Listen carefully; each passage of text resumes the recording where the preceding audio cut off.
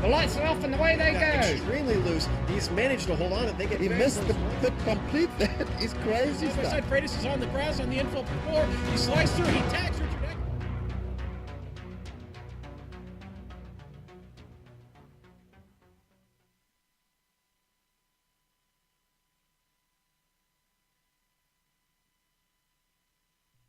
Last time on the Blondies MX5 World Tour. And they're off on the green. They're at Summit Point for the penultimate round for the Blondies MX5 World Tour. It looked like Szabo got a decent start. In fact, he's pulling away quite a bit. Jelenko did not get a good one as Tulianen starts to come up the inside, and it looks like he's going to be able to take second away from Jelenko. He's being harassed by Tulianen and Jelenko. As Jelenko gets into Tulianen and somebody got into Jelenko, I believe it was Freitas, and the big winner there is Richard Eklund, Joe. And this is exactly what he needs in the championship. He is currently leading it, and Jan Clemens is not here. Tulianen is currently pulling Jelenko through the track. You can see him really close up now, and he's going to take a look on the inside under braking into turn one. Clearly goes past. As we now have a pass for João Freitas on Joris Jelenko going into turn one. Szabo is still leading. Richard Eklund is in second. Timo Tulianen holds down third with Sergio Mora in fourth, and João Freitas very close behind in fifth. Now he's got the inside going into three. Ooh, it's ever so close, inches between the cars, but Szabo gives him enough room, and Eklund makes a very brave but excellent move up into first, so he's leading the race in style at this point. And I'm just looking at Timo Tulianen, who actually just made a mistake on the exit of turn one. He went very wide and just let Sergio Mora by. Amjad Yaman, who came in behind João Freitas into the pits last lap and actually jumped him in the pits, and those two were part of that really large group for the battle for third, so this could allow Yaman to actually jump quite a few people. Doctor working his magic, and it looks like they have solidly, as Timo is well behind both of them, Eric. Richard Eklund, going into turn three, was tapped by Thomas Szabo and actually spun around, and Thomas Szabo now has a huge lead over Richard Eklund. Eklund is starting to pull out now. Where is Amjad and the rest of the crew? They are just coming out. It looks like Amjad and Freitas might be able to close up the gap here, Eric. It looks like both of them are going to go clear by, and that's making Freitas. He's actually going to try to put a nose into turn one, but thinks the better of it. But both those guys have now jumped Eklund through the bits. So this should give Szabo the lead back as they're exiting right now. Yeah, he's going to go clean on by here, Richard. Sergio Mora in second place, and Amjad Yaman, he's pitted already, hasn't he? So he's in third place right now. Yes, now he pops out onto that middle lane there. Under braking, is he going to be able to close in? Yes, he gets the inside. Freitas gives way, and that's the corner for Eklund. He's getting a really strong run. They're about evenly side by side as they come to the braking zone. Eklund brakes really late. Looks like he's going to try to run on the outside. Almost touches him, and I'm just going to lose a lot of time. Now João Freitas is going to get on the outside of him as well. Yaman is going to come at him. Yaman goes to the inside. Yeah, now Freitas has given up place, and he crosses over and takes it back again, Joe. Oh, definitely, he's going to, that was awful off, no question about it. Yeah, he's going to have to slow down and give that back. You got Freitas going clear around him on the outside, but then has to brake hard. And this time, Amjad holds it together, but now he loses the inside to Freitas as they go into three. So this is Yao's opportunity, and he takes it with both hands. Richard Eklund has caught up to Mora and is trying to make a move coming into turn one with the white flag out, actually, and isn't quite close enough to make it happen. That could be his only opportunity. Meanwhile, back to Szabo, who's completed the final quarter, coming down the front straightaway. Szabo takes the checkered flag. Sergio Mora took second, and then Richard Eklund completed the podium, helping out his championship run.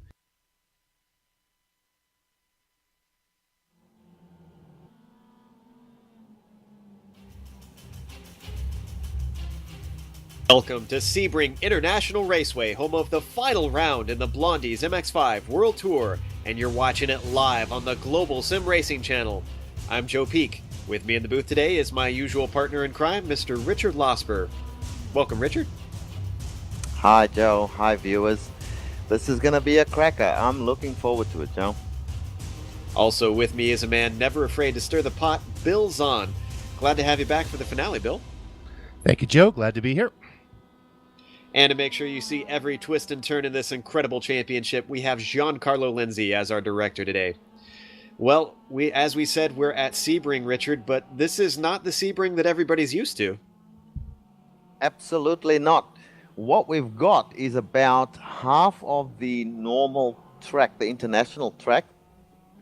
After turns 1, they go into a crossover, if you like, at turn number 2, which then takes them on to the Bishop corner and that section of the track leading into Lamar corner and the Ullman Straight.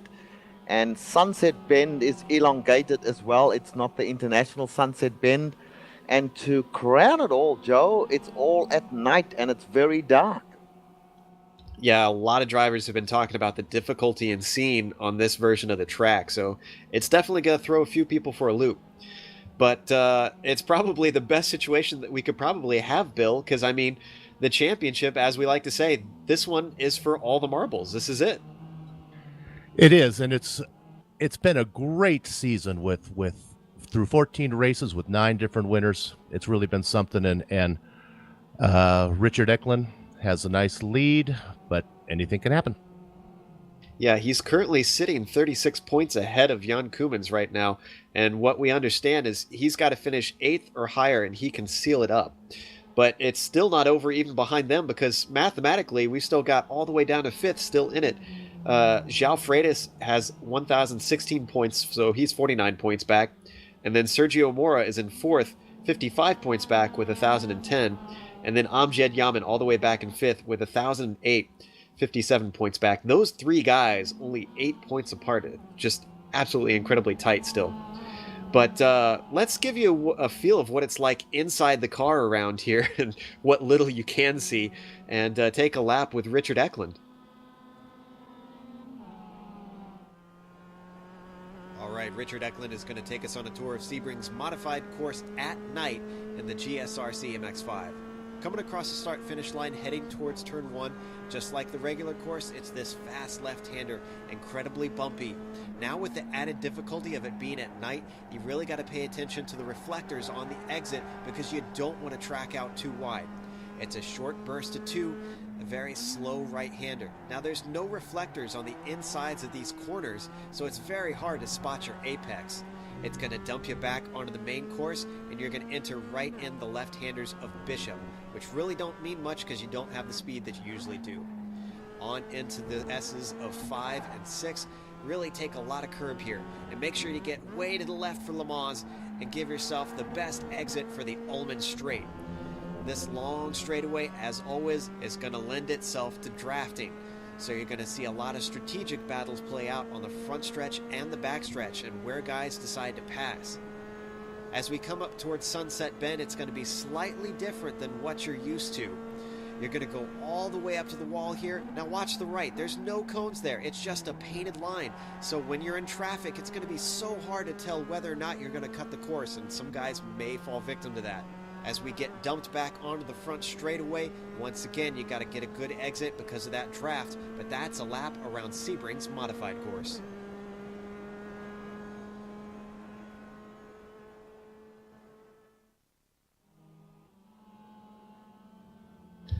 So you can see just how little that you can see from inside the cockpit. It's going to be very difficult for Richard to keep it clean on this one, and that's really what he's got to do. But this race is special not just for it being the season ender. This is also a bit of a tribute, isn't that right, Bill? Yep. Today's race is 49 laps in honor of Doug Matthews' car number. Doug was a founding member of the series who passed away from cancer soon after his diagnosis. He faced his mortality with courage and humor. We last spoke with him at this track when all the drivers gathered to share a drink with him, give him a toast, and give him a 20-engine revving salute. I know his family is watching in England. I'd just like to say that on behalf of those who knew him and those who know about him, we're thinking of him. And if Doug was here right now, he'd say, enough about me. Let's get back to the more exciting race. So, Doug, I hear you. Back to you, Joe. Always, once a racer, always a racer. And our thoughts will definitely be with him all throughout this. But I believe, actually, you also have a little bit of information, I guess better information about the championship situation today, Bill. Yeah, the Blondie series has lots of quirky rules, and one of the way the points work is that the top three places are locked in at 100, 90, and 83 points for first, second, and third. And last place is locked in at 25 points, and then the points in between are distributed equally. That way, a driver who races in a small field and finishes last doesn't get a lot of points when they finish last. So because of a small field today, Doug I have Doug Matthews on my mind. Richard Eklund has a little more work cut out for him. He's going to have to finish 6th or better today to ensure the win if Koemans actually gets the 100 points for winning. Now, if Koemans doesn't win, of course, Doug won't have to finish quite as high. So it's going to be two very contrasting styles today, Richard. It sounds like Jan is going to go for broke, and Richard has to play it just a little bit safe. Indeed, and pardon me, I have got a little frog in my throat, viewers, so just bear with me. Yes, I've been watching the drivers during their qualifying session. Jan Koemans is trying extremely hard, perhaps a bit too hard, because he's been off track a lot in the last couple of laps. Richard Eklund, I've got my fingers crossed for Richard. He's done a lot of hard work this season. I hope that he can pull this one off. However, Joe, he's got, João Freitas currently topping the leaderboard in the qualifying. He's got Jan Koemans, Sergio Moura, and MWTS. These guys are not going to make it easy for him, as I watch him just there, trying hard and almost spinning the car out of Sunset Bend. So this is going to be one tough race, and it's a brave person who can predict who will actually win this thing tonight, Joe. And that's what we like to see, is that, we don't like knowing what's going to happen until the very end. That's what makes this series so exciting. And you were talking about unpredictability and difficulty. You and I discussed a little bit of some of the hard points about this track before the race. Stuff like turns 2 and 3 and Sunset Bend are just incredibly hard to hit right. Absolutely. The two big areas for me anyway, where I see drivers having a lot of difficulty, will be at the crossover at turn number 2. That's very difficult. It's not well lit. In fact, there are no lights on the turn-in point on the apex. So people have to know where that, where that apex is just from memory and from knowledge of practice. And the other one is at the end of Sunset Bend, there's a string of lights where the international course turns right. And that is not the case. They must not turn there. They've got to continue on another 100 meters or so, perhaps slightly less, to an unlit section where the apex is not visible at all. So it's going to be tough, Joe. And these guys, to be fast here and to be consistent is what it's going to be all about. Yeah, and Bill, one of the things that I really want to pay attention to is the start of this one, because it's not just the fact that you've got, the darkness and the lack of the reflectors on some of those corners, but I mean, with all those cars in front of you, you have nearly no reference point for some of these turns if you're in the middle of traffic. Yeah, it's I don't know. It's kind of like driving through the fog. I'm not sure. João Freitas right now is sitting on the pole. As an inexperienced driver, I kind of like to have somebody to follow around the corners, but in the darkness. But I don't think drivers at that skill level really have to worry too much about that. What I'd like to talk about is if I have time here, yeah, I think I can squeeze this in. Eklund has a reputation, it really is unfair, of being maybe a mistake-prone driver, but you look at what he's done this year, it's been an outstanding job of consistency. And any mistakes that he did make, he was able to salvage and get good finishes out of them. Yeah, comparing his single win to Koemans, I think he's on to like 9 this season. It just goes to show how important it is to keep reeling in those good results. And I have to agree with you. I feel like Eklund is shaking that reputation. It sort of reminds me of Vettel circa maybe 2 or 3 years ago, that everybody used to say, he can't race, he has all these mistakes. And now nobody says that about him. And I think Eklund is heading that same direction, that he's just learning that consistency. And this is still his rookie season too, so or at least technically so. I know he kind of cut his teeth a little bit on the last couple races last season. We've got about a few seconds left, so we're going to let that run out on qualifying, and then we're going to bring you the qualifying order. But I don't want to call it too soon in case somebody gets sniped here. So a lot of stuff to watch out for. This is just really the championship that we love to see, that this thing is just so close all the way down to the end. The time is now up, so I'm going to just start heading through the order here. João Freitas has taken the pole, and there's no quick six today because of some unfortunate problems that were had in scheduling the race. Jan Koemans is starting beside him on the front row, ahead of Richard Ecklund in third, so he's already starting on a better foot. Sergio Mora is beginning fourth. Thomas Szabo is in fifth. Then it's Amjad Yaman in sixth. Jer Janis in seventh. Simon Van Doon starting eighth. Tumas Hallinan in ninth. And then 10th is Trevor Mack, Richard. Yes, sir. And in 11th, we've got Joshua Lloyds, who's doing pretty well today. We've got Arthur Chan in 12th. Dexter Castro in 13th. Benjamin Lanowet in 14th place. Tom Rathie is in 15th. Joseph Arrow in 16th place. Matthias Suwini in 17th place. 18th place, Jonathan Kier, the only roadster driver in this series.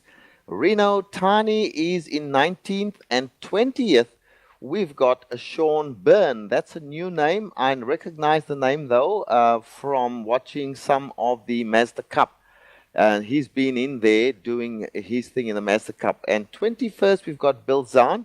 But he's not racing. He's in the booth with us, of course. I left my Sunkist special parked in pit lane. Just in case. But we're watching the cars grid up right now as we're waiting for the lights to come on. I don't see João Freitas out yet. There he is. I was getting a little worried, and it looks like Richard Ecklund is on the ground as well now. I was hoping that they wouldn't miss a start. That'd make for a very interesting championship.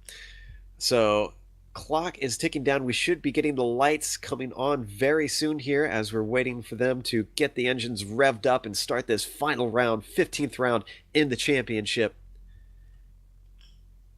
And 49 laps, guys. There's the lights. Szabo, one to watch tonight as well. Lights are on. They're revving the engines up. And there's the green flag. The final round starts in the Blondies MX5 World Tour. It looks like Freitas didn't quite get the start he wanted. Jan Koemans is already gaining on the outside. Ecklund did decently. They're all starting to slot in behind them. But Koemans is looking to make a challenge already as they head to turn into one. And he's already taken the lead ahead of Freitas there, Richard. He's gone pretty wide, though. Freitas is next to him. They're heading to turn 2, that cut over stretch. Ecklund has overtaken, and Freitas has spun his car. Szabo has to check up severely, but he keeps going. Behind him, Amjad Yaman manages to keep going as well. Simon Van Doon. So a few problems straight up for Freitas there, Joe. Yeah, he was completely around, and there were cars absolutely fully stopped on the track. I believe Trevor Mack was one of the big losers on that one, just caught with nowhere to go. Koemans has still got the lead out the front, though, and Richard Ecklund is hot on his tail, which is exactly what he needs to do at this point, Bill. Just keep him in his sights. He's looking good right now.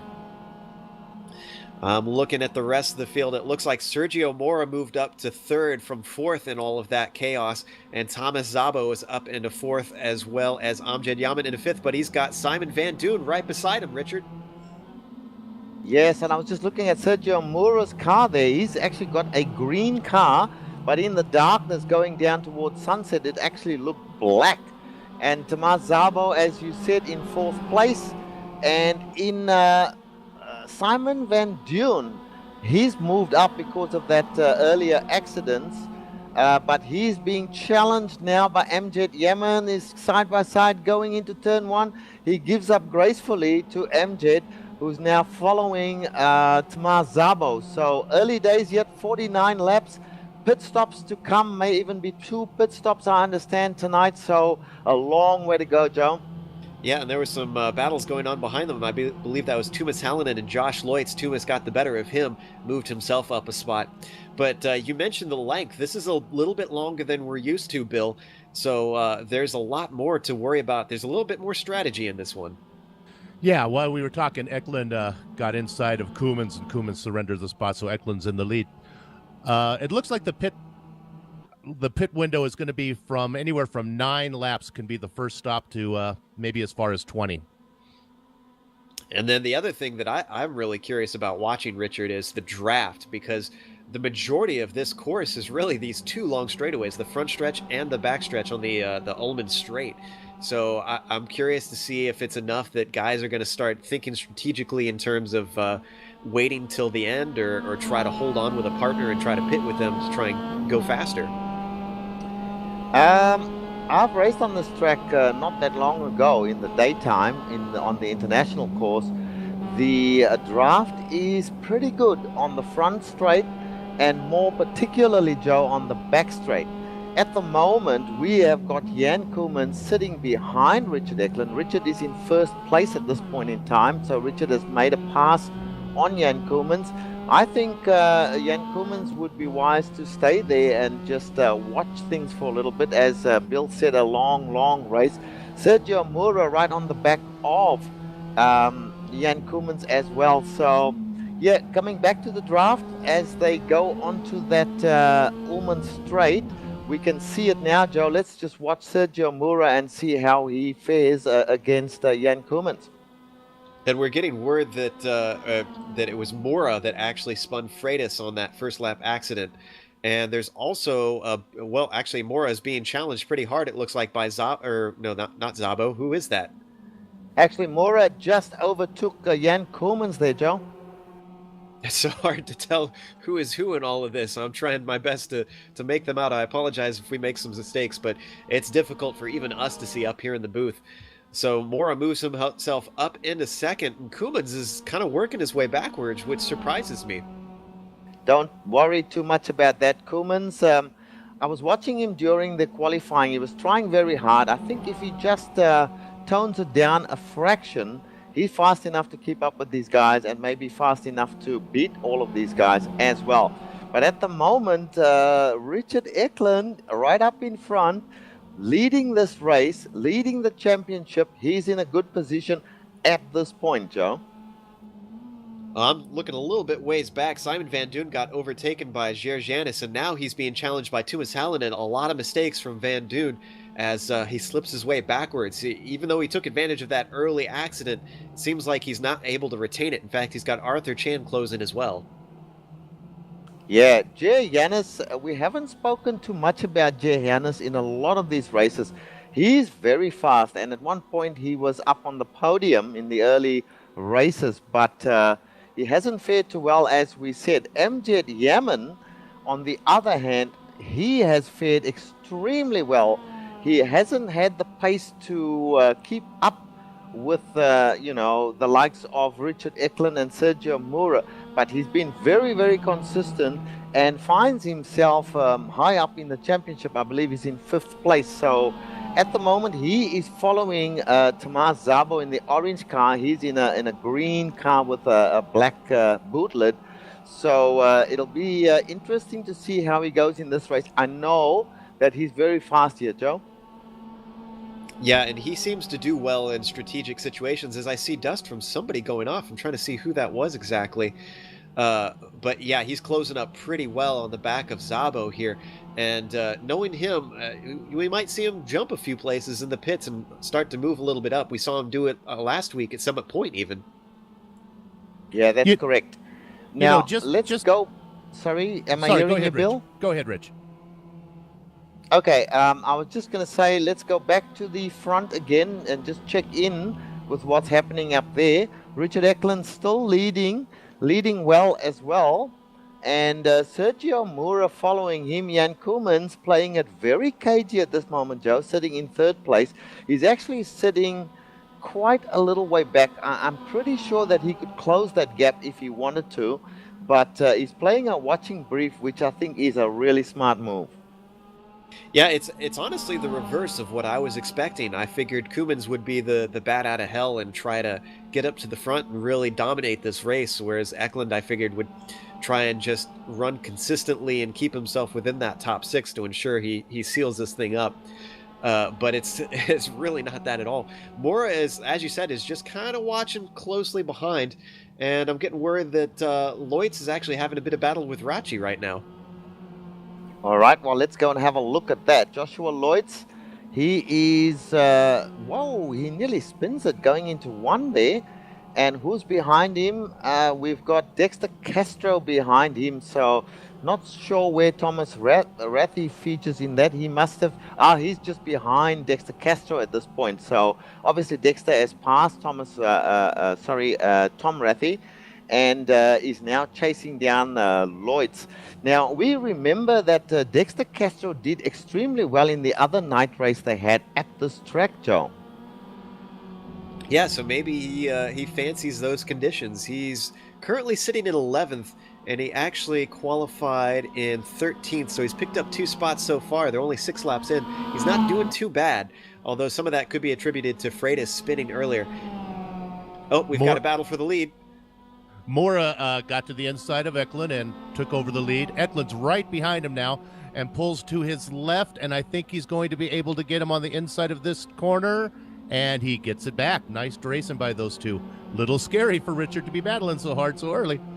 Yeah, I'm surprised that he would try and take that back. Like I said, this is a much harder charging Richard than I thought we would see. And Koumans is not out of this at all. In fact, those top 3 are less than a second apart at this point.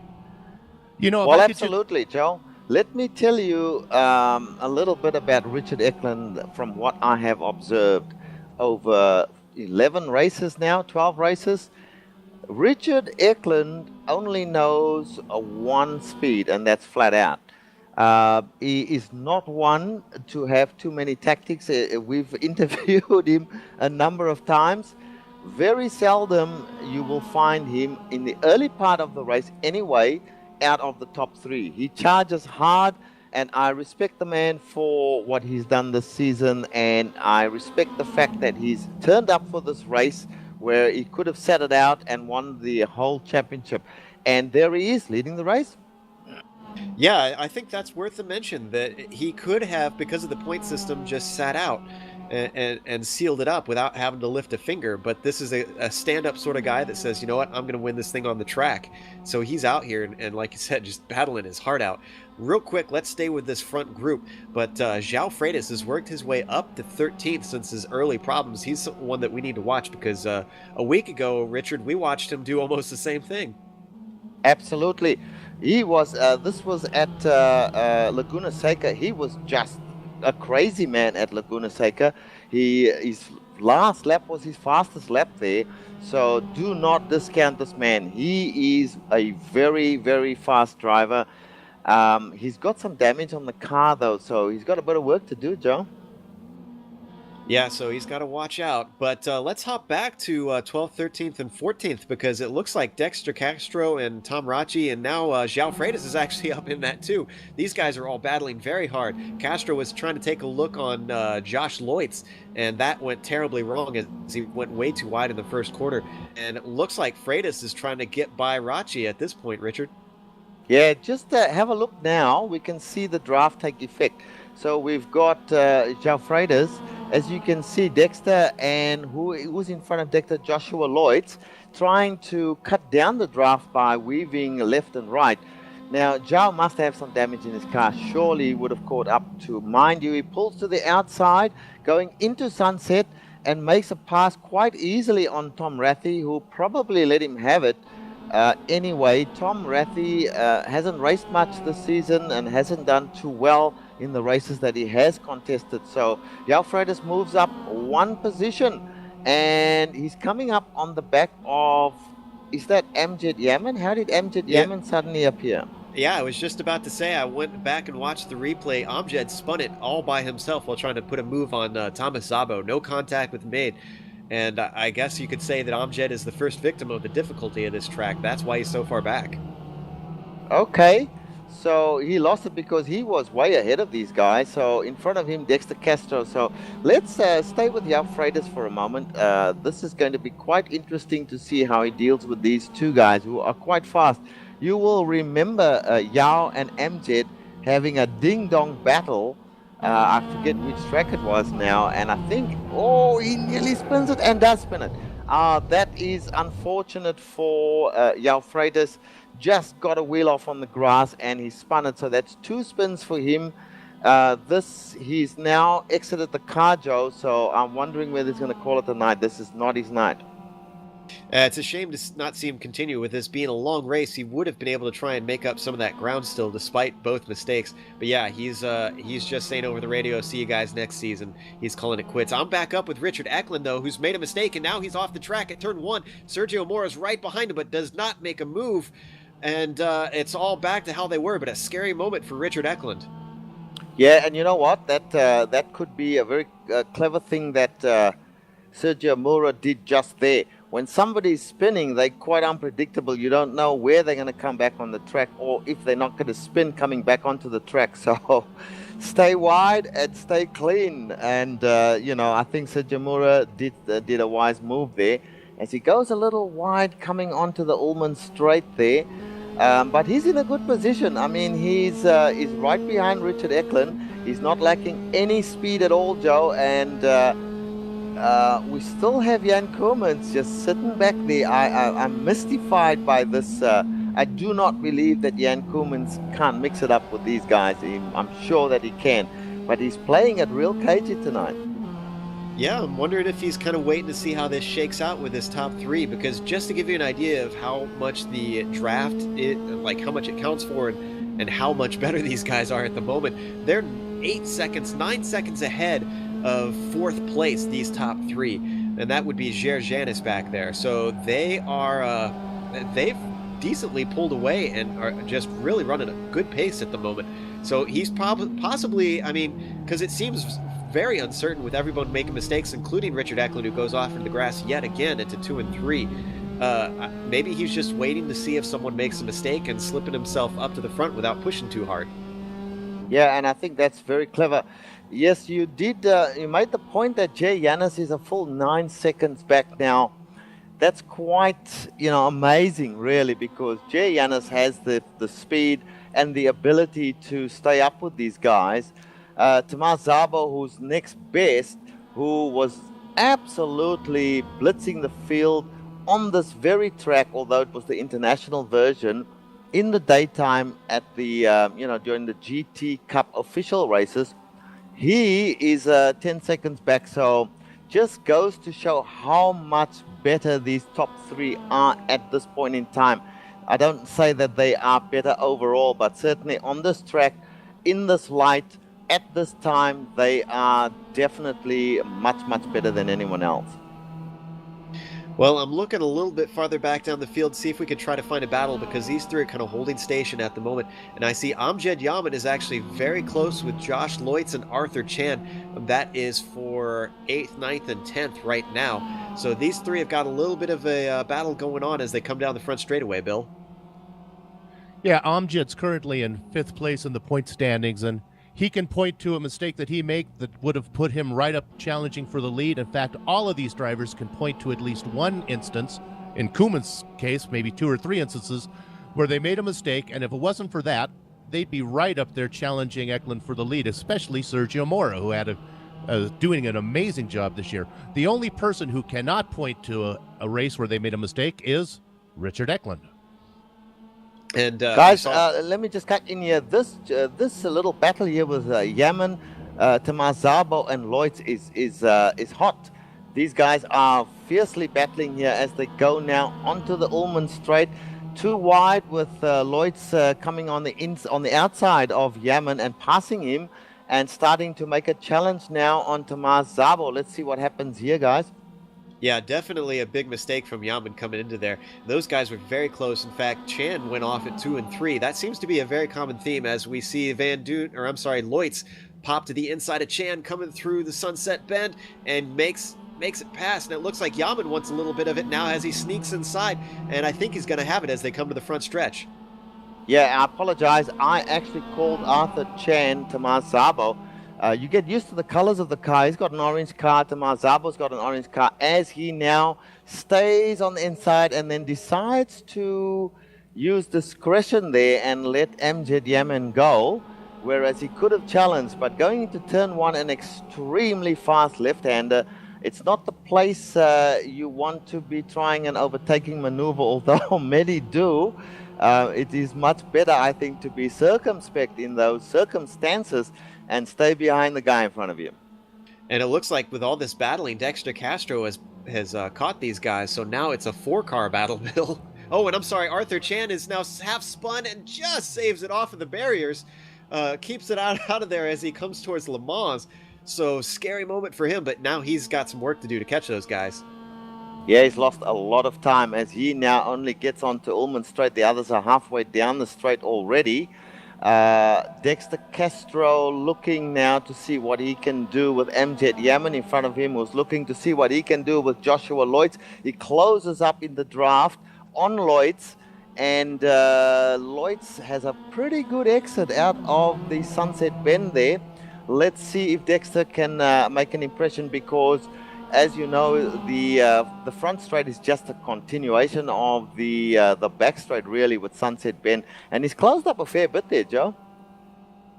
Yeah, he's keeping it nice and tight, so he's not giving it up yet. These two seem to have been battling for a fair while, if I recall correctly. And from what we're hearing, Dexter actually outbraked himself at that Sunset Bend. I have to admit, Richard, I kind of like this version. I don't know about being down on the track because I haven't really driven it. But as far as the racing goes, that final version of Sunset Bend is actually a lot better for passing and just good racing here, it seems. Oh, absolutely. I have raced on this, not for a while though. They haven't used this track or this configuration of the track for some time. When the GT Cup was racing here, it was actually on the international version, but I have raced this version.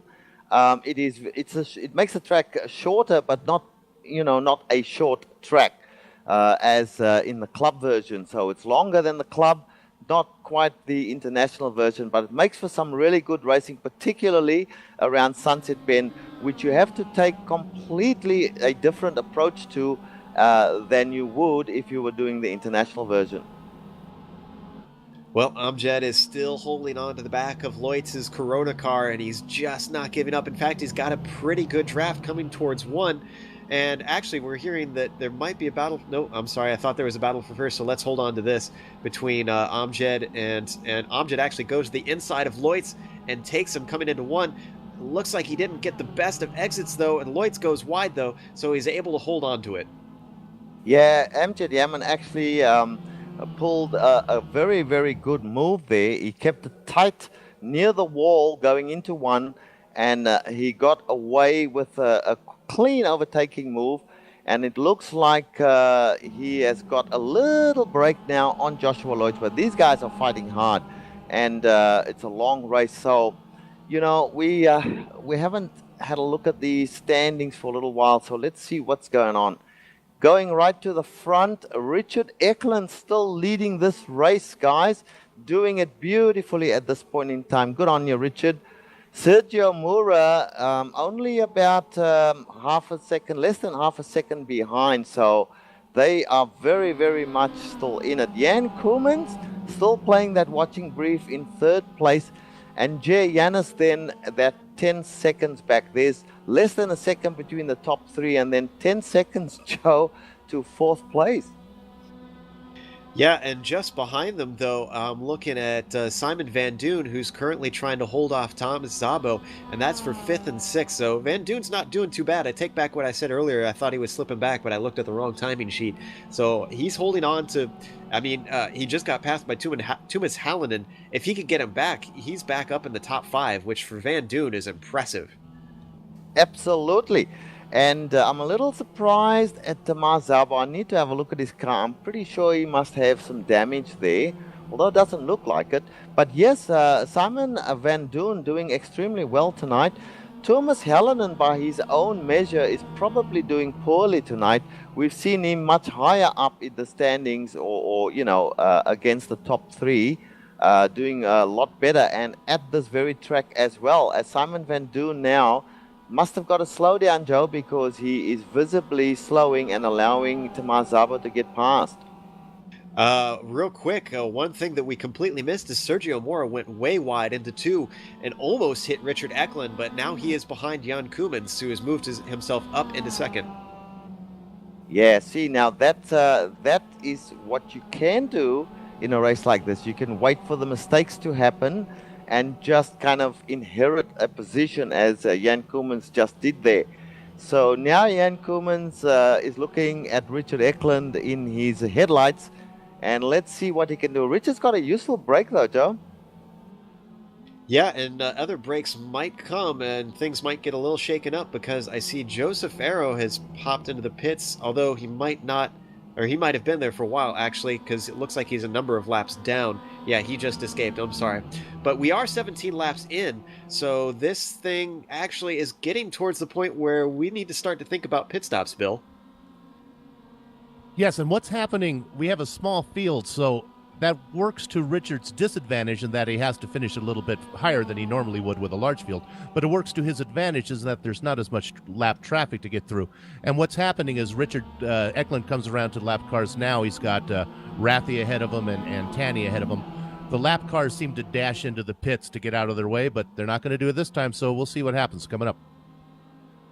Yeah, that was a bit of an interesting line from Tani trying to get out of the way, but he made it work. It certainly would have scared me.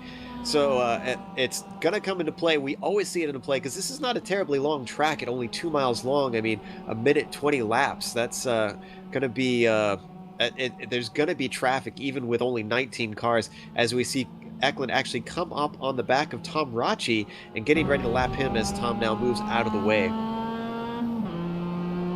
Yeah, that's nice, respectful driving from a lap car there. Now Tom falls in behind Eklund, and Jan Koemans is coming up to Tom Rathy now. One expects that as they go back onto Ullman again, that he will make short work of overtaking Tom Rathy. But very respectful driving here from the lap cars, Joe.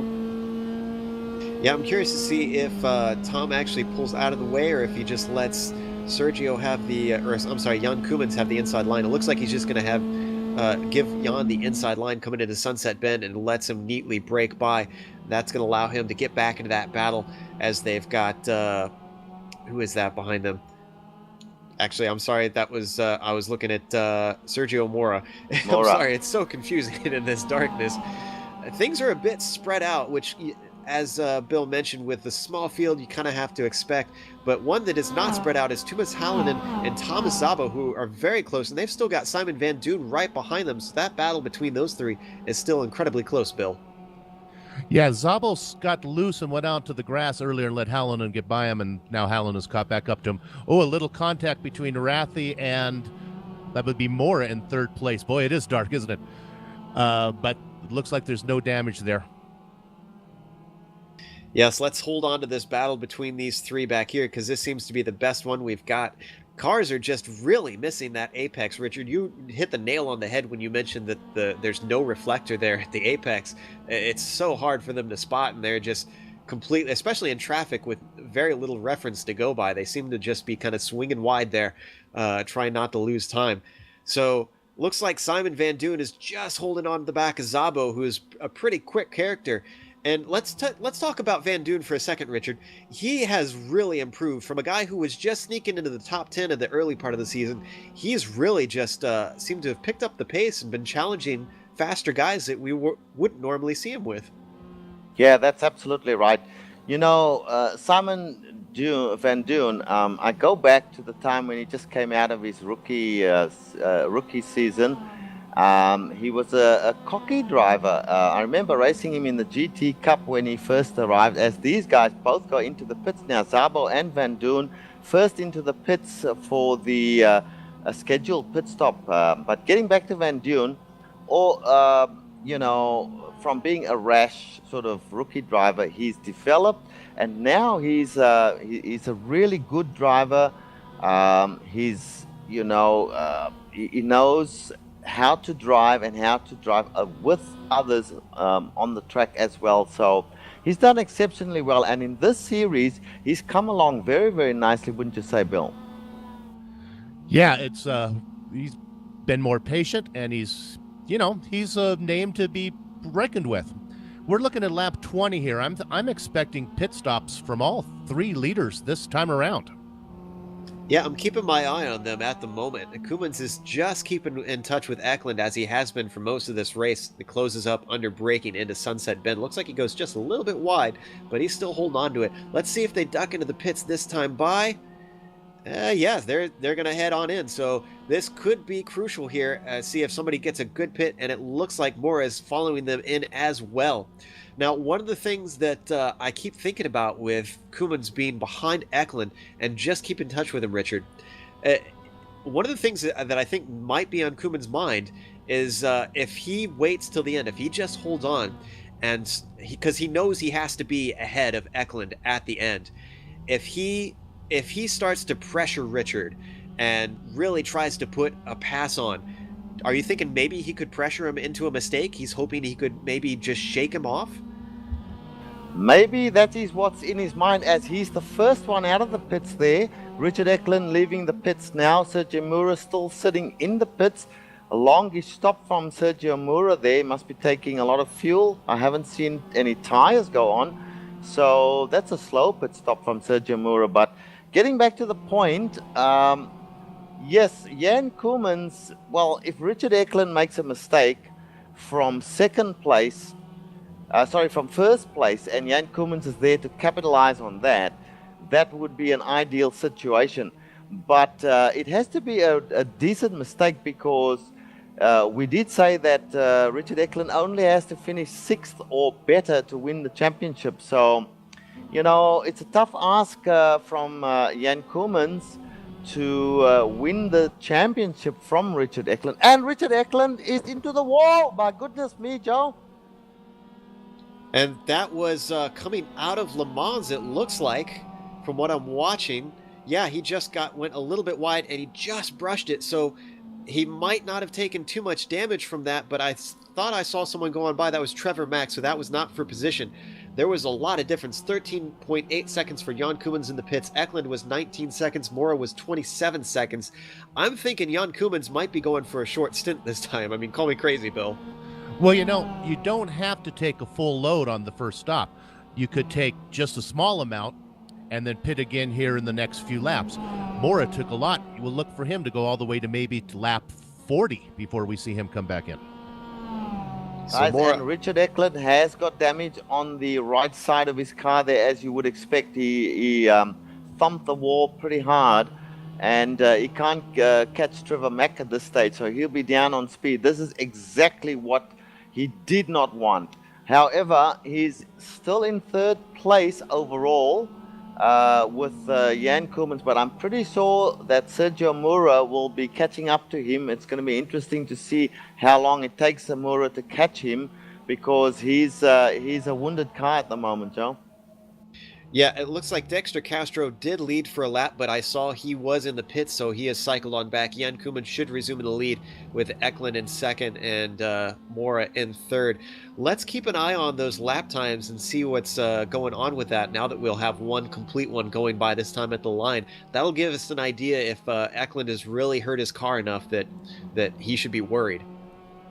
Yeah, we see Jan Koumans at this point just crossing the line now, and he's doing a 121.268.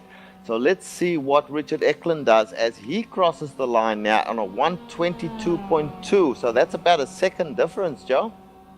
Yeah, and I'm looking at Sergio Mora, and he just did a 121.1. So that's going to be enough for him to start to close in before the end of the race. We're only halfway in at 23 laps, actually less than halfway in still. Georgianis is a little ways back. He's doing a 121.3, so he's also going to be closing in. Who's behind him? What kind of lap times is he doing? Tuomas Salonen is a 122.3. He's in 5th place. So if things continue, and if Eklund can continue that pace, he'll still be looking at a 4th or a 5th place maybe. So he's still safe, but he can't make any more mistakes. Szabo is in 6th right now. Sorry, go ahead, Bill. Szabo's in 6th, so that's really Eklund's marker right there. And it would be interesting to see Szabo and Eklund back together again. They've had their how can I put this? They've had their dates. Ups and downs. Yeah, they know each other. I'd say so. For viewers new to this series, Zabo and Eklund had a run-in at the first time that Zabo showed up, and that was at Okayama. And then once again last week at Summit Point. I can't remember if they had any other run-ins. Bill, you might have to add some in. No, but the last one was for the lead. So, but the relationship between them is very cordial. They're very polite, so there's no hard feelings. But they seem to attract each other. And Koumans, this could be, there could be championship implications here. I do not see Koumans on the track. He seems to have disappeared and lost connection. Yes, I just changed to his car, and he's disappeared off the track. Now that is absolutely tragic, because if he's gone off through a connect, Jan Koumans throughput unacceptable. That means he's had an internet. For you folks who don't watch a lot of sim racing, what it means is he's lost his internet connection to the race, and at this point in time, unless he can reconnect pretty quickly, he will not take any further part in this race, which is extremely unfortunate, Joe. Yeah, I think that pretty much shot any hope of the championship that Koumans had. There's no way that he'd be able to come in and make up an entire lap on this field, although we've seen weirder things, and I would be absolutely flabbergasted if he could pull that off. So at this point, Eklund, Bill, I'd say he's possibly breathing a sigh of relief. Certainly makes his job easier. You know, the loss of internet connection is drivers get so discouraged by that, but iRacing doesn't take into account the damaged car that the driver has no responsibility for. So the internet connection is more like a $6 part that goes bad on your car. Exactly, and all of us who've driven in iRacing have experienced it at one point or another. I know recently I had it in a race where I had a fifth place wrapped up, and it just dropped me, and it's gutting. It is the worst feeling because you feel so helpless, and you did nothing wrong. And especially Koumans in this case, leading the race and to be dropped. I had not seen any errors that I can think of in this race, so it was just really something completely out of his hands, and it sucks to see the championship wind up that way, but I know it's not completely over. Richard Eklund still has to bring it home, so he doesn't have it sewn up yet. Some of these guys behind him, Sergio Mora is still mathematically in it. Amjad Yaman is still in it. João Freitas is exited out, so we've still got 3 players technically still fighting for it, Bill. Yeah, now I think you're looking at Mora. Even if he can't win the championship, I think he has a legitimate shot at finishing second, which is pretty amazing. He entered the season 4 races in, won his first race, and he's one of those drivers who can point to mistakes that he made. He had a horrible finish in the 5th race of the season. Without that, he'd be probably the champion. Well, sadly, we have someone in here we did not expect to be interviewing quite so early. Jan Koumans, it looks like this is it for your championship hopes. Yeah, I'm pretty sure, Joe. So, what exactly, was it just a connection that blew up on you? What went on there? Yeah, my modem just reset itself. I mean, it's actually a miracle it didn't do it earlier in the season. I mean, it's kind of funny it happens in the last race. I was pretty confident. I was just taking it very easy. I figured that there was no way to break the slipstream on this track, so I was saving really a lot of fuel behind the 2 guys in front of me. I think I saved around 12 or 13%, so I was pretty happy with my lead and everything, but then well, it wasn't to be. Yeah, we're sorry that it didn't completely go down to the wire, that you couldn't fight all the way to the end. We were pretty excited with how things were developing. When you were holding behind, we expected that maybe you were going to try to fight him towards the end. With that short stint, were you going to try and break away instead, maybe? Well, there's a short stint and a long stint, and it's really easy. I just took 2.1 gallons first, which is like, it's a setting you can do so you don't have to look at the fuel, so I just got that out of the way. I'm really sorry to butt in, but Mora just made a move on Eklund and has taken the lead over, so Eklund is slipping down and that damage is starting to show itself. He's not quite given up yet, but he's got nowhere to try and pass coming into 2. I'm sorry, go ahead, Jean. Yeah, I just decided to get a slightly shorter stint out of the way first, so I could That way I was pretty sure that I wouldn't have Richard behind me in my draft. So I could try to maybe pull away a little bit, or at least maintain the gap, because I was pretty sure from watching him that I was going to take considerably less fuel on in total. So I would have gained quite a few seconds on him just for the fuel. That was the plan really, but it's a long race, and your internet connection needs to hold up, which it didn't. Well, once again, commiserations. We're sorry that this is the way it wound up, but we're hoping that you'll be back next season to try and reclaim the crown. Yeah, that's the plan. I mean, let's see how everything goes. I mean, I'm still happy. I mean, I'm happy as long as I don't lose because I'm not fast enough. So if I make mistakes, well, that sucks. I mean, if my internet breaks, that sucks. But I mean, I don't feel I was too slow, so that's all that matters. You can only try as hard as you can try. Thanks for talking to us, Jan. Cheers, guys. I think he's going to take the off season, charge his batteries up, and I think he's going to be a force to reckon with coming up next season. Oh, I have no doubt. It's now that he's had some time to acclimate to the quick six, I'm sure it's going to be game on come next time around. So Sergio Mora continues to lead with Richard Eklund in second, and Jer Yanis is in third, a bit of ways back. Tuomas Hallinen is holding down fourth by himself, and Thomas Szabo is a little ways back in fifth. We are 28 laps into this thing, so we're past the halfway point, Richard. It's starting to shake out. This is not the way we expected it to go, though. No, and I think you could hear the disappointment in Jan Koeman's voice there when we were talking to him. It's absolutely the worst way to go out of a race and out of a championship where your hardware doesn't fails on you. So commiserations to our friend Jan Koeman. He's done exceptionally well, still the highest number of wins ever in this series and in all the series, and I'm sure he'll be back bigger and stronger next season. However, we still have a race to call here, Joe. So at the moment, Sergio Mora leading this thing.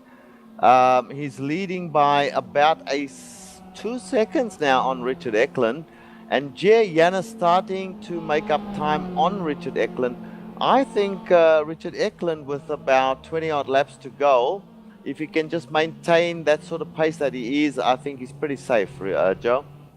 Well, Arthur Chan had a weird moment for a second there. He was going backwards on the track. I guess he was trying to get it turned around. He got into an altercation with Matthias Salini. He's not having a good time. He lost a whole chunk of change trying to get this car back around. Now he's got it moving. I'm not sure how damaged it is. I'm not sure if you can see, Richard. Yeah, I'm just looking at now. He's got left side damage on the rear, especially. He's slowing down now. Looks like he's struggling just to get around to the pits there. He may actually park it if he can't make it around there. He's now on the Ullman straight, so he's just got to negotiate this straight, a pretty long straight, and then get into the pits. He's still moving, so one assumes he'll make it into the pits quite safely, but that is bad news for Arthur Chan. Meanwhile, up ahead of them, you've got battles going on, I believe. Tom Rathy still going well. Simon Van Doon. No, there's not much of a battle happening at the moment, but I'm sure we'll see something happening before the end of this race. Still a fair way to go, Joe. Yeah, it seems like the hardest battle going on is everybody with the track. It's kind of a fight with yourself for this race. 29 laps in, and it looks like there might be a battle between Szabo and Hallinen, so let's hop to that and see what's going on there. I don't actually see what's going on. It's about a second apart from what I'm hearing. Yeah, so it seems like Szabo is just slowly closing in on him. And yeah, now you can see them visibly in the same shot. Yep, Szabo is closing in, and Tuomas Hallinen, mind you, that's a brilliant exit from turn 2 there and turn 3. So he's just made up quite a few car lengths, but now Szabo starts to close in again as they go through that section. I guess you could call that the S's. And now they go on to Ullman. Let's see what the draft does here. Bearing in mind that Szabo may well have a little bit of damage because he was in the wars a bit earlier on as well, Joe. Yeah, so he's trying to make up some of the time from possibly an earlier mistake, if I recall right. Bill, it seems like guys like Szabo are really kind of taking a lesson as they come into this series and they start out fast, but they don't seem to perform as to what you'd expect necessarily. We've seen it with a few guys, such as Eklund when he first came in, and Evan Guys, Maillard. can I break in here? Can I break in? Richard Eklund is just entering the pits again. So something is amiss there, guys.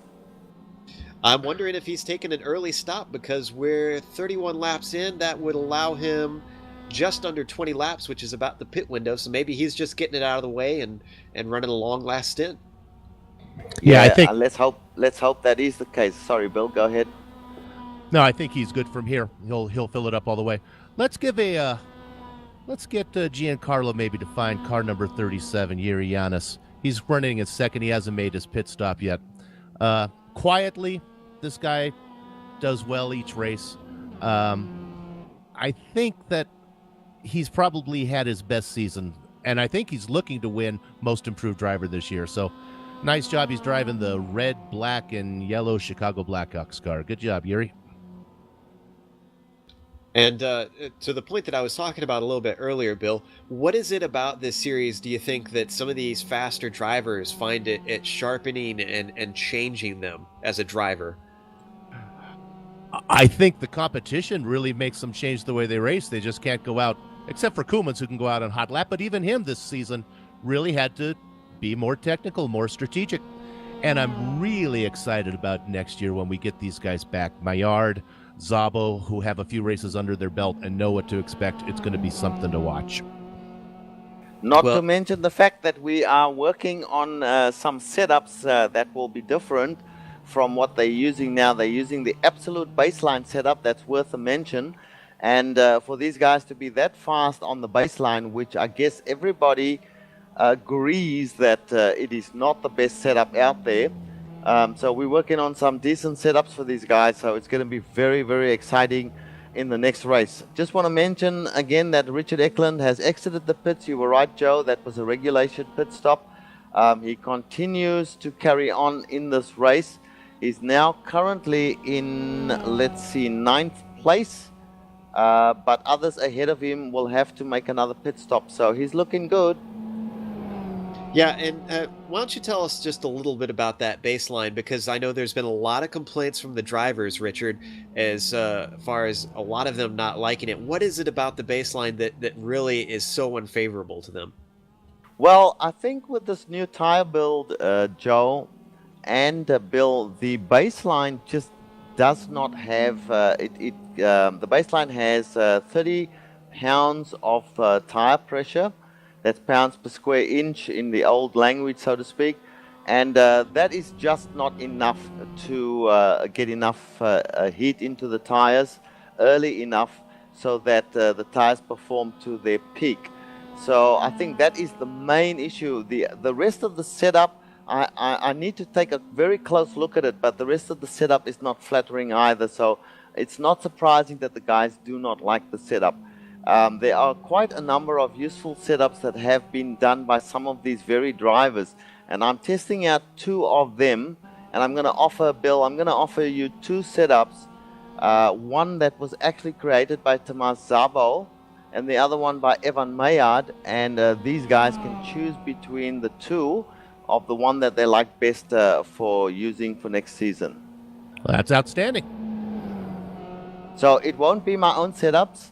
I'm good. As we see a car parked, who's that parked in the on turn 2 there? That's Joseph Aero. Richard Eklund very, very nearly hit him full on there, Joe. That would have been horrible. Yeah, it looks like he just went wide out of 1 and spun to a stop. Thankfully, he stayed where he was. It's a lot easier to avoid a still object than a moving one. But he was right on the racing line in a fast exit of a corner. So glad to see that Eklund was able to continue on. Man, what a twist it would be if both of our championship leaders were out. Yeah, that would be terrible. But getting back to the setup, so these setups, I've decided that, you know, the drivers in the series know best, and I'm going to use 2 of their setups. I don't have setups from any of the other drivers, otherwise I might even have put up 3 for you, but I think those 2 are fairly representative of what is a good race setup for this new time model build. So I'll have those to you in the next day or two. That's wonderful. Getting back to the race once yeah. again, Joe, we see that Richard Ecklund continues now to just circulate, and if he carries on the way that he's just doing right now, there is no reason why he won't come away with this championship. Yeah, but you saw with Arrow, it's not over. He's really got to just keep it on the tracks, pay attention, be very aware of his surroundings and what's going on ahead of him, and just keep it together at this point. He's currently sitting 9th, but he did take an early stop, so he's slightly out of sequence. We're going to have to wait a bit to see him try and get back into it. I'm actually thinking we might take a short break as things start to settle themselves out, and we'll come back more towards the end of the race here. Possibly towards the end of the next set of pit stops, which should be coming very soon. So let's stop for a moment and enjoy a commercial break, and we'll see you on the other side.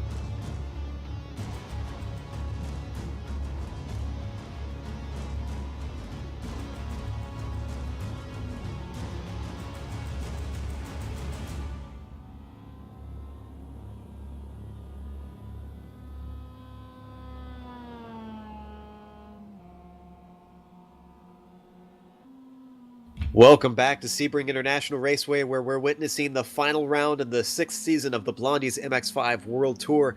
Currently, the championship hopeful Jan Koemans is out of the race after a loss of his internet connection.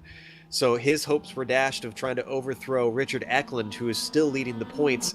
And now Sergio Mora is trying to make a challenge, Bill. Oh, say that again. I was listening to this chat online. That's okay. I was saying that Sergio Mora seems to be the one that's trying to make a challenge on Eklund at the moment. Yeah, Sergio won his first race in the series. He looks like he's on pace to win his last race of the series. And Richard Eklund is still in pretty good shape. He's currently sitting in 8th. All he really needs to do is finish in 12th, even if Mora wins. But there is room. If Eklund makes a mistake, he could finish as far down as 15th, which would cost him the championship.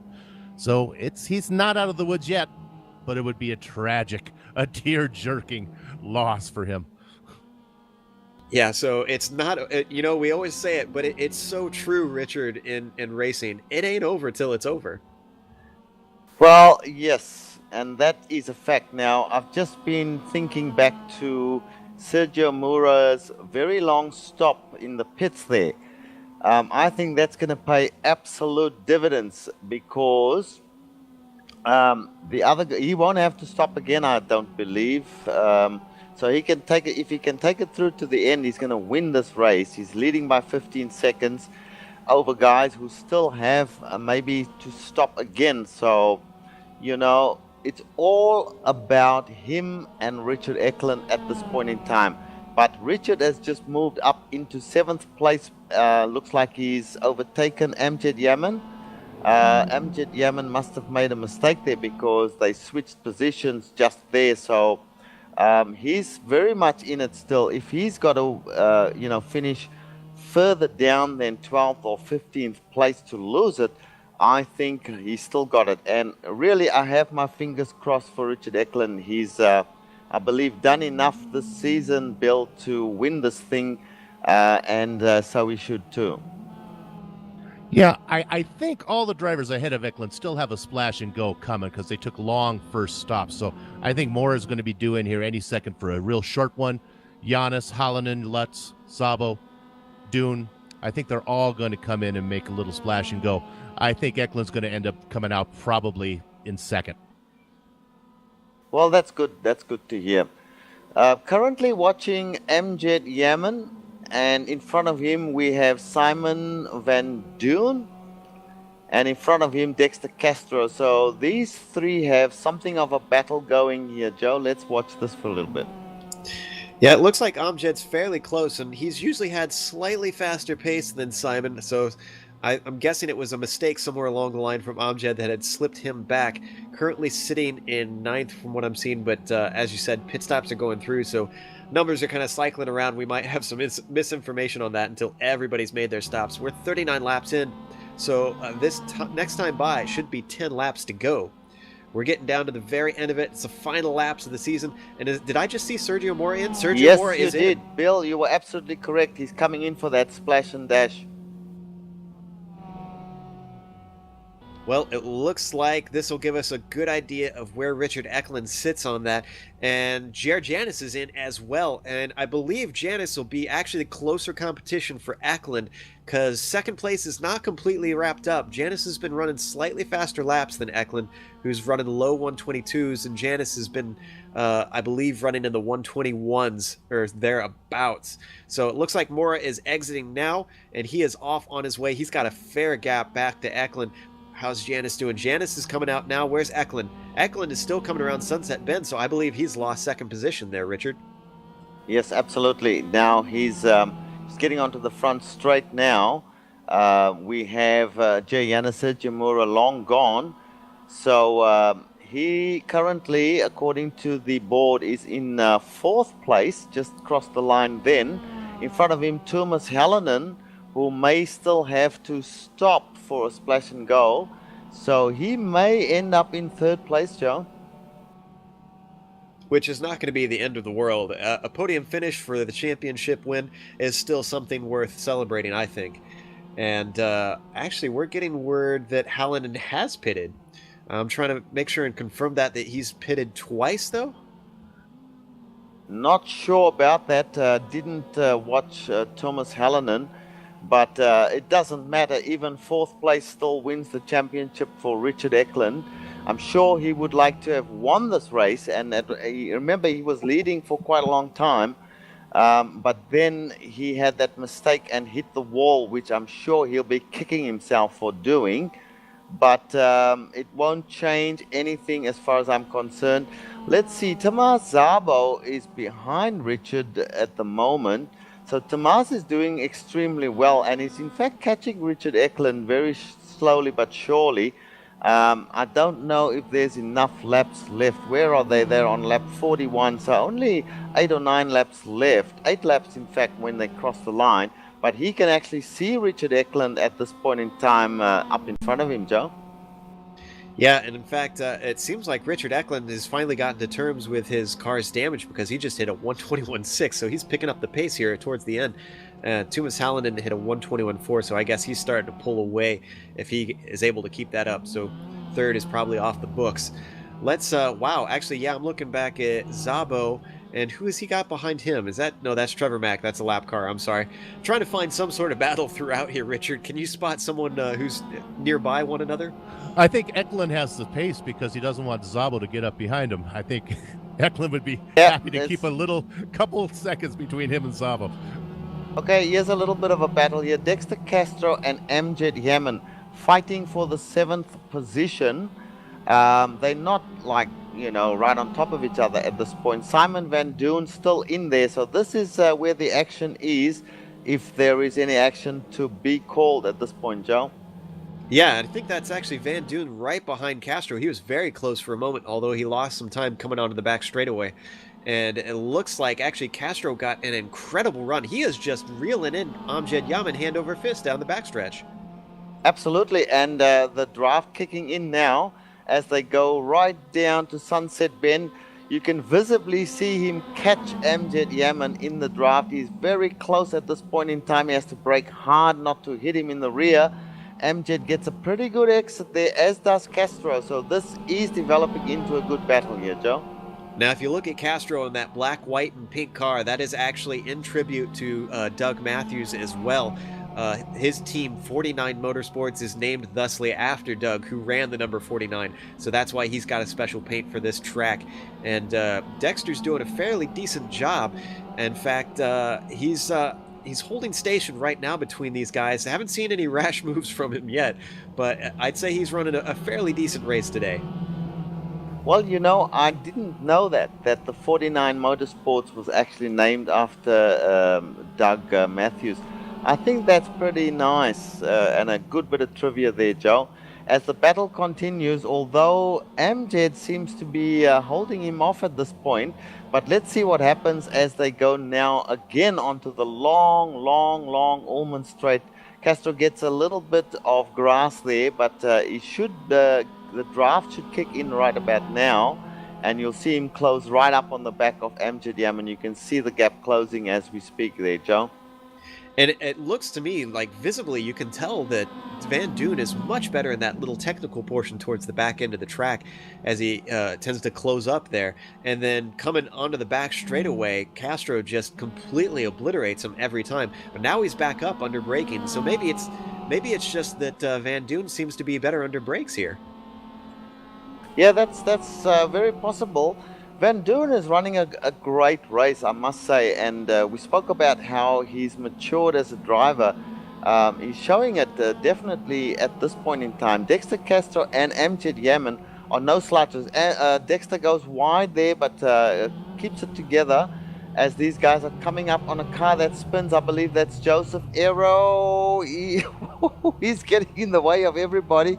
You saw how wide they went there for that one, Joe. And Giuseppe. Oh. I was going to say, just to complicate things, Castro started to lose it in the corner before as well, so he almost slid into Aero and the all of that craziness.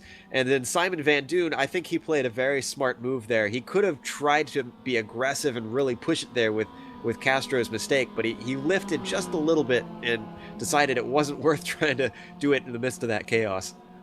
Well, I can tell you what that is. That is absolute pure fear. You're sitting behind your wheel and you see somebody go off in front of you. You have no idea what's going to happen next. You hit the brakes and hope for the best. That's about it, Joe. Yeah, I know how that goes. Yeah, every time I'm watching them brake, it seems like Van Dune is just much better, really closes the gap. And right now, he seems to have the draft coming towards turn 1, but it's not much of a braking zone in there, so I don't think he's going to have anything for him. He's too far back. And you see Dexter Castro go in really hot into turn 1 there, and does it well. Yeah, he does that very well, and he closes right up onto Amjad Yaman. However, Amjad seems to have, in this part of the section here, through this S section, he seems to be able to hold them both off. And then they close up again as they go down Ullman Straight. But here is a decent battle going on here. Let's see what develops. Meanwhile, we should tell the viewers that Sergio Mora is walking away with this race. He's at least 14.5 seconds ahead of Giannis at this point in second place, with Thomas Hallinan in third. So the race is closing out slowly but surely, Joe. We'll have to keep an eye on the last lap of the white flag coming out. But at this point in time, here's a battle happening. Yeah, Castro's really closing up on Yaman coming towards sunset, but decides not to pop on him there and keeps in line.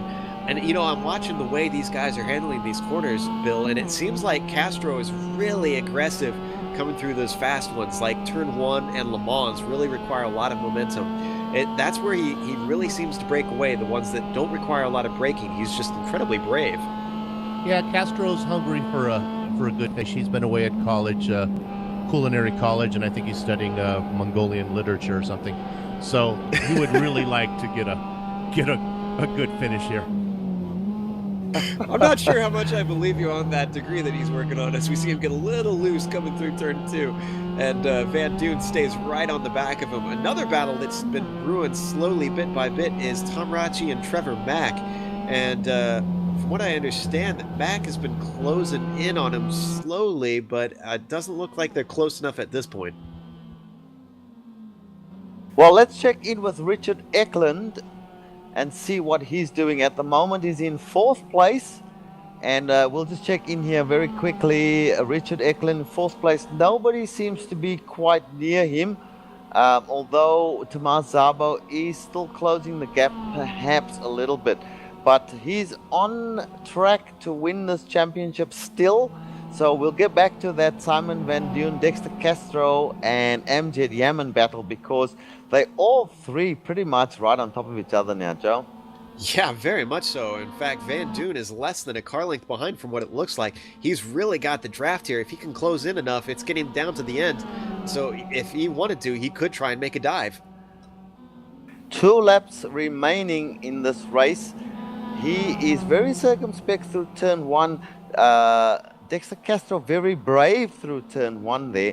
But carrying that extra speed also tends to make your car a bit loose. So he's right on the back of Amjad Yaman. I feel that he's going to make an attempt possibly at the end of the Ullman Straight into Sunset. We'll have to wait and see, Joe. Yeah, it's kind of been boiling for a while, and something's got to happen somewhere around here between these guys, I'm pretty sure. And Castro's been known to make some dives, shall we say, in the past. So I wouldn't be surprised if we see an interesting battle start to develop.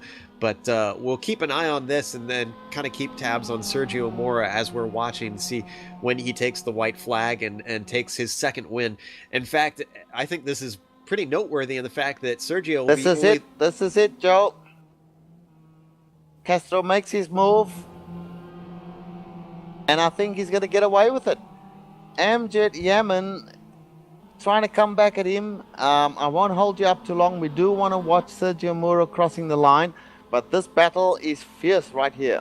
Yeah, we've still got a lap to go, so we can hold on this for a while. Yaman does come back on the inside, pulls the over-under, and is able to have the inside coming through 1, but he's not going to have the momentum if Dexter's able to hold it through. Oh, and Yaman just clips the wall. He goes sideways.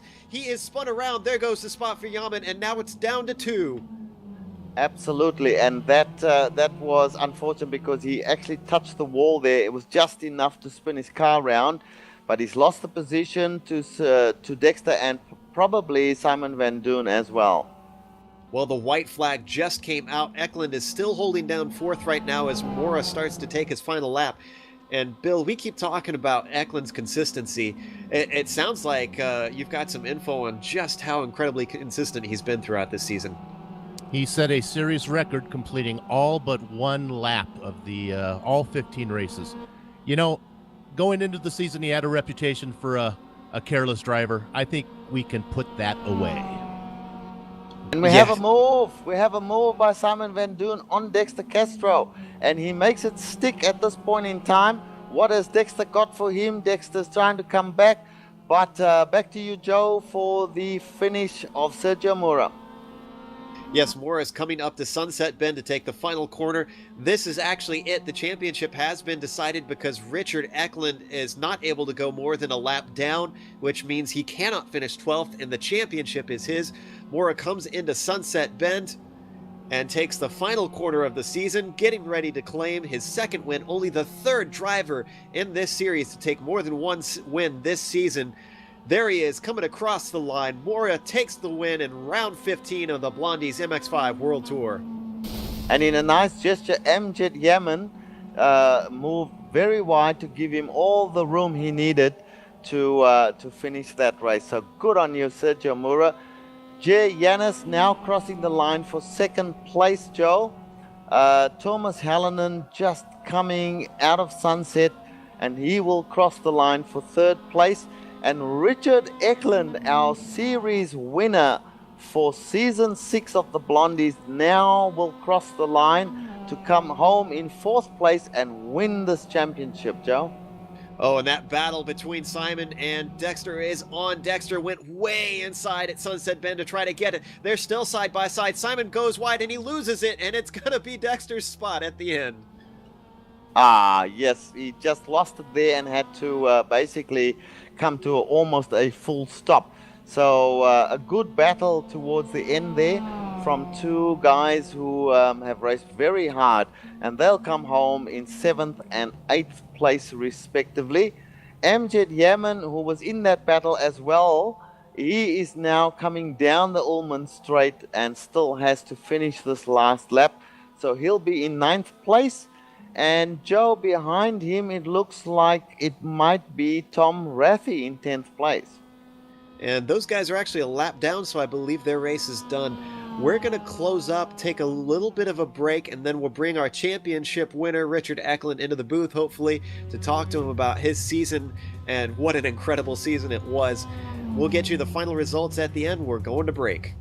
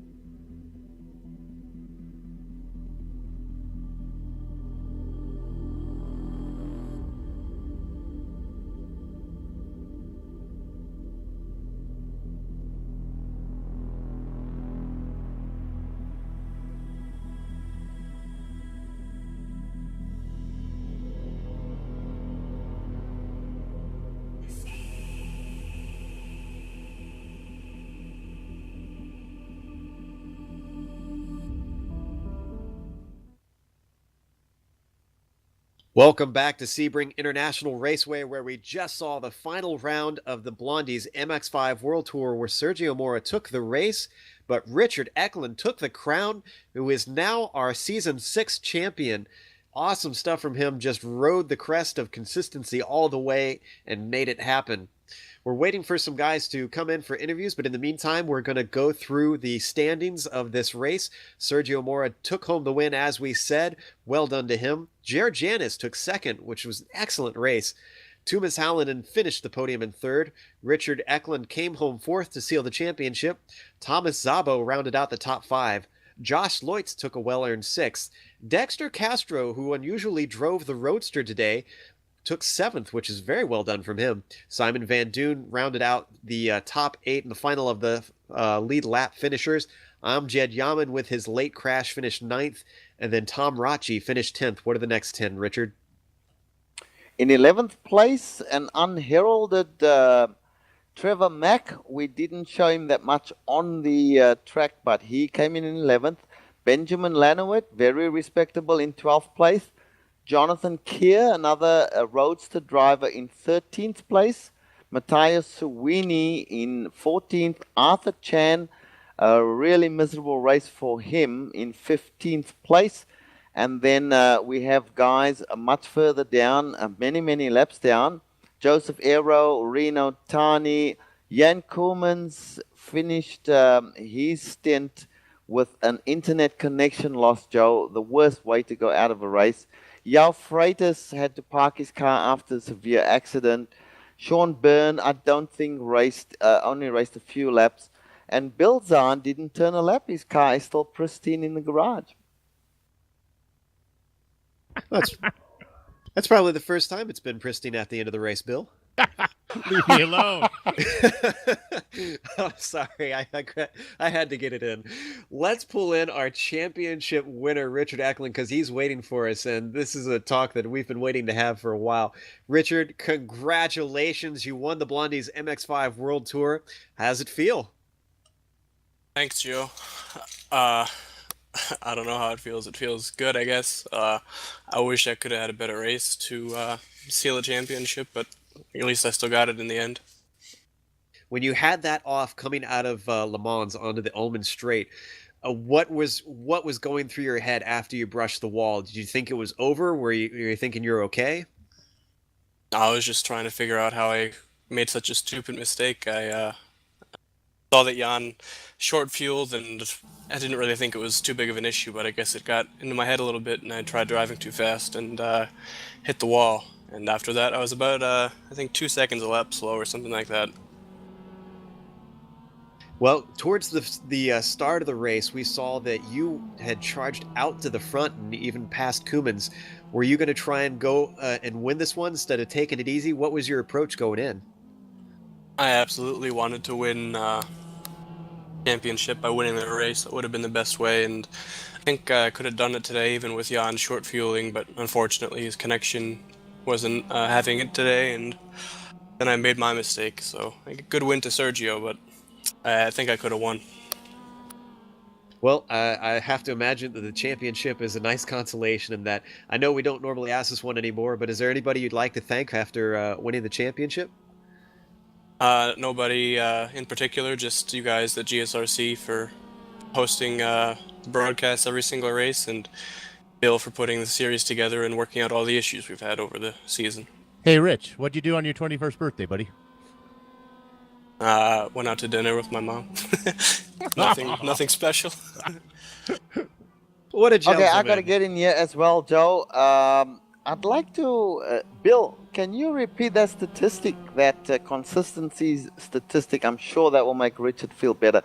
Congratulations, by the way, Richard. I thought you did fantastically all through the season, and I don't think you did too badly tonight either, so don't worry too much about tonight.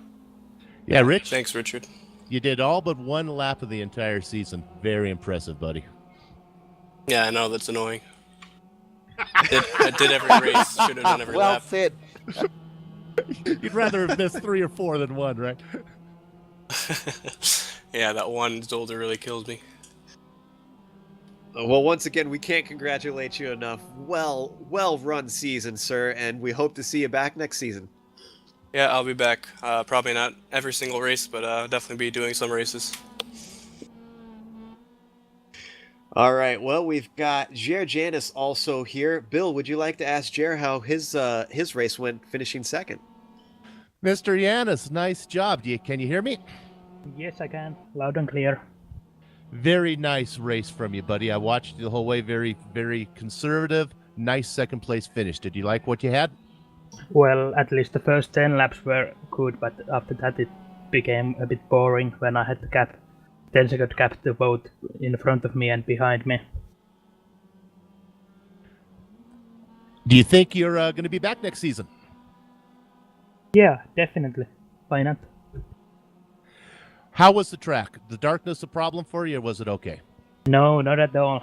I have my light from my room switched off, so I can see totally fine in the darkness.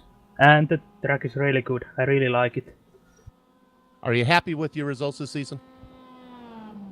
Yeah, I think so. I'm not quite sure where I actually finished up in the point standings, but yeah, I think I'm happy with what I achieved. I think you'll be about 6th. I think that's it's unofficial, but I think you may have won the Most Improved Driver award. So good job to you, buddy. Okay, that's good. And all nice. right, we will see you next year. Okay. Yeah. Back to you, Joe. Well, we have one more that we're hoping to talk to here. Richard, would you like to have a chat with Amjad Yaman, who I believe took 3rd in the championship, if I'm correct? Well, we'll get that confirmed by Bill, but Amjad, a little bit of a disappointing race tonight or today. You were going great there in a battle with Simon Van Doon and Dexter Castro, and then lost it, and unfortunately that put you down a little bit, but your champion, it didn't hurt your championship finish if you finished in the top, certainly in the top 5, and we believe you may have finished 3rd and actually jumped Bill Koum. I'm talking about Jan Koumans. So how do you feel about that? Bittersweet. I mean, I would rather beat Jan instead of him dropping out because of the internet or whatever happened. But yeah, once Yao had the problems, that was my main competitor in the championship. Once he bowed out, I didn't really care. I was just having fun. It was sloppy fun, but fun nonetheless. Yeah, it was unfortunate. Yao went out through nobody else's mistake but his own, unfortunately, and Yao is very, very fast here as well, so that was a little bit fortunate for you guys, but I mean, you make your own luck, and he threw away his luck here today, so you know, Jan Koumans, that is the worst luck, and you can't blame the guy for, you know, the way he went out, and we feel it very much with him. But looking back over your season and forgetting too much about this race, I mean, are you satisfied with the season? I think you should be highly satisfied. Yeah, for the most part, yeah. I wish I had Silverstone stop the last Silverstone race back. That one set me out of the championship. If it wasn't for that, I would have been competing at the highest level tonight. But hey, it's all fun. Okay, so you're going to be back next season. You know, I think that next season you guys are going to be running better setups, and hopefully it'll be even tighter and even more exciting and even better to call from a commentator's point of view. Yeah, so, I hope the setups are fine. I mean, I don't know, the guy who's making it, you know, I don't really trust him, but that's another case. Okay. All right, my friend. Well, look, a great job. Throughout the season, we had a lot of pleasure calling your name and watching some of the really exciting battles that you have been in. I hope you can take away some fond memories from this season, because we certainly have a whole bunch of them. I'll leave it there. Joe or Bill, do you want to ask Amjad some questions? Amjad, you got 3rd place in the points, buddy. Good job, and look forward to seeing you next year, buddy. Thanks. Well, Okay, back to you, Joe. Thank you, Richard. It has been one incredible season in the Blondies MX5 World Tour. We have seen lots of ups and downs, and I have to say the Quick Six gimmick has done its job because we did not see the dominance we are used to seeing from Jan Koemans, and it has definitely mixed up the championship as we were not sure who it was going to be all the way until today. Guys, I have to ask, how'd you feel not only about this race, but about this whole season? Well, if you ask me, I can only say it has been an absolute pleasure to call each and every race that I've been involved in. Bill, congratulations yourself, my friend. You've put on a great series. Can we top it next year? I think we can. So let's plan and work our way to an even better season next year. It was our best season so far, and I'd just like to thank you guys for letting me stutter my way here through the booth with you. And it's a pleasure working with you in the booth, and also as partners to try to increase the awareness of both the series and GSRC. So we'll see you again for season 7, which starts January 11th. Excellent stuff for that, and we're just thrilled to have you in the booth with us, Bill. It's been so much fun getting your thoughts and viewpoints, and I always love the little tidbits that you've got to throw in on things and just stir in the pot. So you are most welcome back next season. But a few thanks before we sign off. We want to thank Blondies Bar, who sponsors the MX5 World Tour. Thanks so much for all they've done over the years to make this thing happen. Also, obviously, we've thanked Bill, but thank you again for all that you've done in organizing this series. Some thanks to our software and hardware that we use, iRacing.com, XSplit, Twitch TV, Audio Technica, and AverMedia. Thanks to the team, Bill, Richard, Giancarlo, and also to Stefan, who was in the background today as a spotter. If you'd like to find out more about GSRC, you can find it at www.globalsimracingchannel.com, along with archived races and race highlights. We're also on Twitter at GSR Channel, and we're on Facebook at facebook.com/globalsimracingchannel. Make sure to hit us up with questions, suggestions, or just your thoughts. A special thank you to Eric Ekholm, who provides us with much of our music. You can find it not only here on GSRC, but in TV commercials, movie trailers, iTunes, and Spotify. If you like our music, tell Eric where you heard it at ericekholm.com. Our next broadcast will be the Targa, Virginia. That takes place tomorrow, December 15th, and that'll kick off at 1 p.m. Eastern. The season for the Blondies MX5 World Tour is over, but like Bill said, we'll be back January 11th. We hope to see you in a few weeks. Join us for that. It's going to be an awesome one. But until next time, race clean, race hard, and we'll see you on the track.